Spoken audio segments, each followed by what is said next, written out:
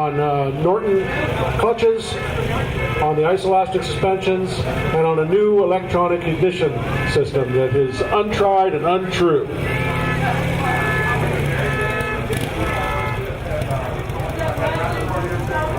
There's some new electronic ignition system I haven't even used yet.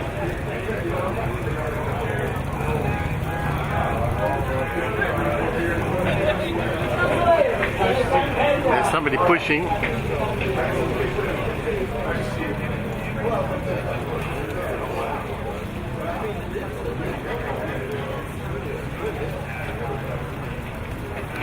When you pan here, once he gets out of my way. So, out in the parking lot, we got a Mercedes SL500 with a tag that ends in 7707, I believe, that needs to be moved. It is blocking someone. You need to get the Mercedes SL500. We also have a wrecker, so whichever one gets there first. Pan thing.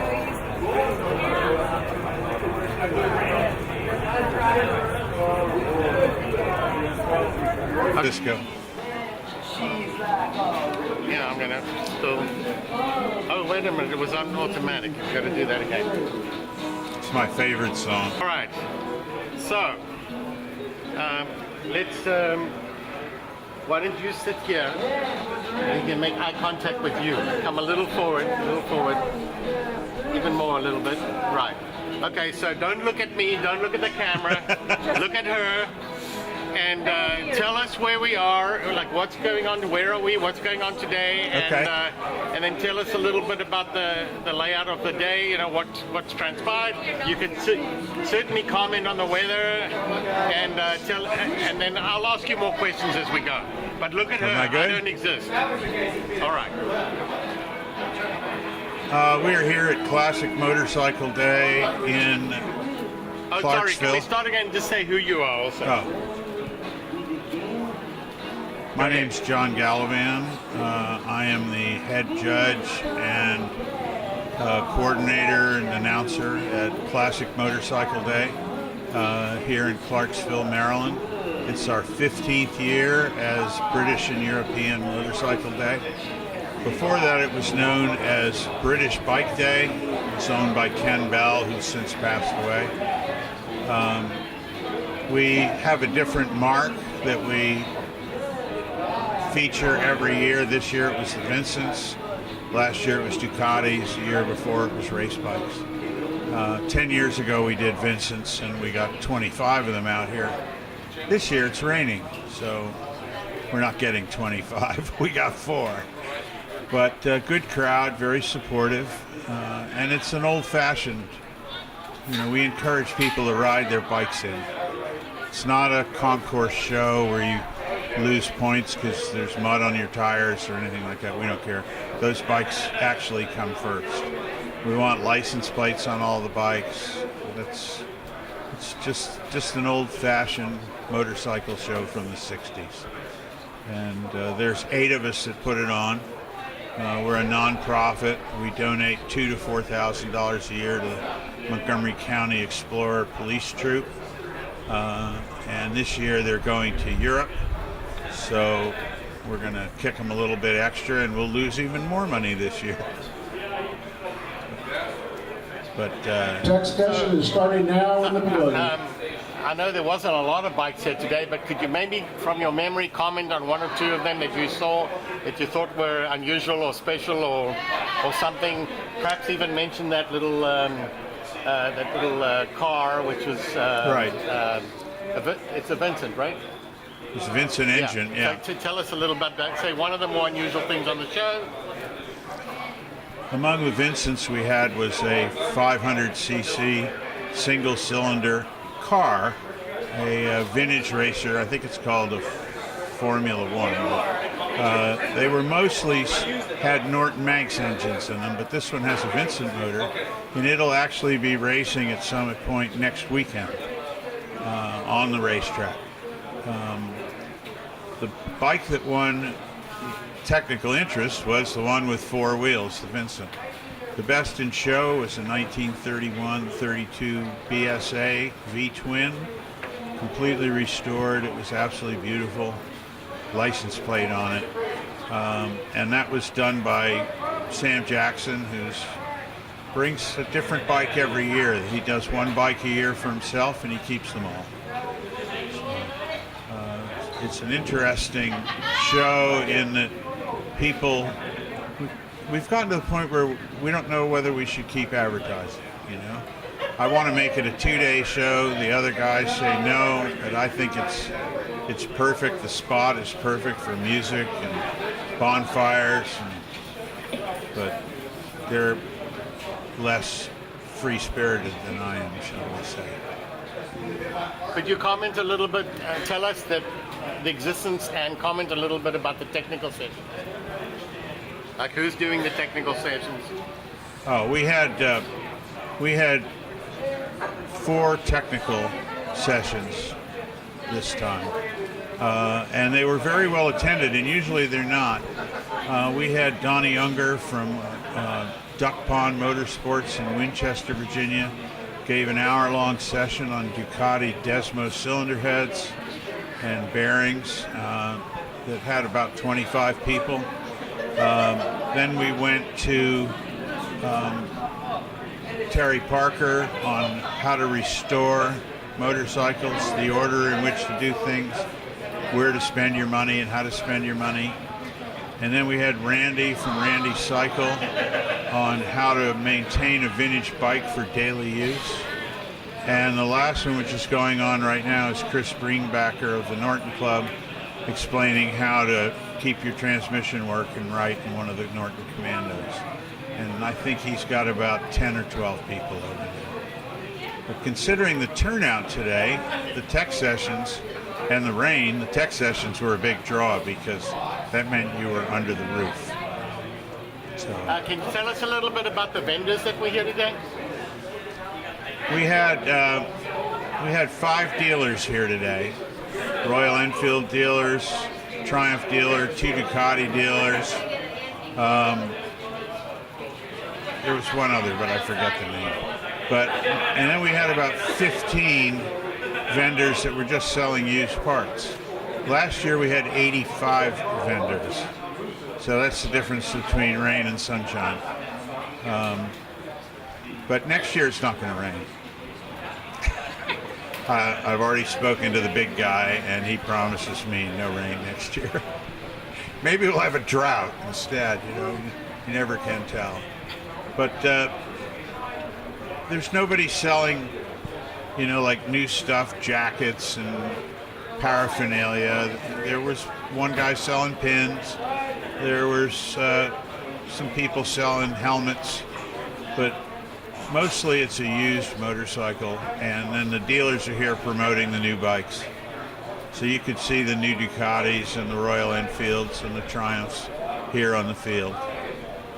So it's even though it was raining and even though attendance was way off and we're kind of in the hole, it's okay. Can you comment about anybody who rode from the furthest distance or anything else that was unusual or notable or that you want to acknowledge? Well, we did have one fellow ride in on a custom Triumph. He lives about a mile down the road. Most bikes today showed up in the back of the trucks and were unloaded. However, all 3 of the Vincent two-wheelers that were here today were ridden in. So here's the most expensive bike, probably worth $50,000 to $150,000 each. And they're out there in the rain with their rain gear, and they're riding them and enjoying them. And that's kind of the people we attract. There are people here that came down from Connecticut. We had the BSA Club from Ohio. But we don't really keep track of long-distance trophies or rat bikes or anything. We have different people judge each class.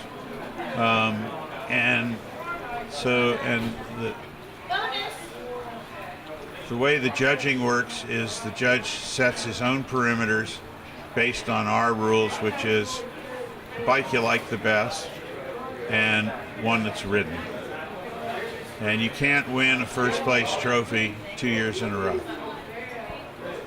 So try to spread it out. All the trophies are laser engraved, wooden plaques, and people seem to like them. They stack well. You want some? Can you end off it again? Just say once again, I'm so-and-so from British and European Classic Motorcycle Day, and I'll see you again next year or something like that. Okay. See you all again next year. So I'm John Galavan, head judge, announcer, member of the board of Classic Motorcycle Day, and next year I hope to see the 2,000 to 3,000 people that we normally get, not the 800 that came in the rain. We want them too, but we want to see the Sunshine Boys as well. So, thank you very much. Thank you. I did meet a trio, including a woman who rode in from Richmond, and Yeah, they're I'm not having sure a what she was motorcycle riding, show but next the one guy was week. riding a BMW. What do you call those that are like not quite road and not quite off-road? No, the dual sport. The Duo Sport, right. The one guy was riding a Duo Sport from Richmond. Pretty good distance. And then I met somebody else. Yeah, it's a lady. 130 miles. Yeah, a lady who rode in from Berkeley You can Springs. ride in the rain. You can. Well, Yeah, it's well, hard. the wind It's blows hard. it off, actually. But the raindrops in your mouth and everything. Yeah, the wind blows it off, sort of, but it's still hard. I mean, it's not for everyone. And what's the first place that gets wet? Your crotch. Yeah, that's terrible. And you just wait. You know, you're riding along and you're comfortable and you're dry. You got all your rain gear on, and then you can feel it. It's dark. But yeah, riding in the rain or whatever is not the most fun. But now, if you are properly, some of these people have heaters in their suits. They plug them in, and if they have good, if you have really good equipment and a heater, music, sound system, everything, nice helmet, and you're dry and warm, it's okay. Sort of.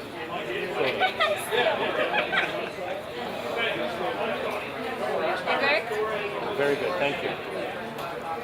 So I'll send So are this you to with the magazine? No, I've been doing this video several years. She's a The vendor in the tent independent buys the designer. merchandise just Thanks, John. finished making a fresh pot of See you coffee. next year. I'll try to bring sunshine. Give him the Yeah. card. And Naz is an independent photographer, and I said, hey, have you ever been to a motorcycle show? It's a little different community. There you go. Come Can you email along. me? I can send you the pictures. Come along and Yeah, we have a take some website pictures. where we can post them with your, you know, Yeah, she'll do a that. lot of people look at it. Do you have a Okay. card so I can? No, classic motorcycle. I'll give you the place to send it, right? Yeah, so we can put in pictures, and I'll give you the video to put on also. You know, it's funny, we don't have cards at all. Okay. None of us. Well, I got your number. I mean, I've got, what's his name? With the yellow hat on, yellow baseball cap. He's behind this guy standing up here, sitting down. I don't know. Up, what, leaning against the pole? No, he's sitting down. I think he's sitting down. Yeah, leaning against the pole. Right, that's Blair. Blair. Okay, I have Blair's number and Blair's email. Blair is a commercial artist for the government. Okay. I'll send it. Last year I sent it to him. So I'll do the same if that's a good idea. All right. What kind of work do you normally do?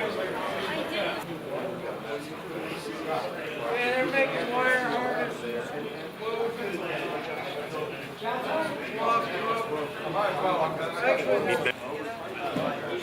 One of the things you can buy now is you can buy, like RGM sells this stuff. You can buy the dippers with the flip buttons on handlebars. Broken, this and that and the other. And you can buy a complete set of 4 push buttons, including the different switches. They're any of the pre Mark III lights.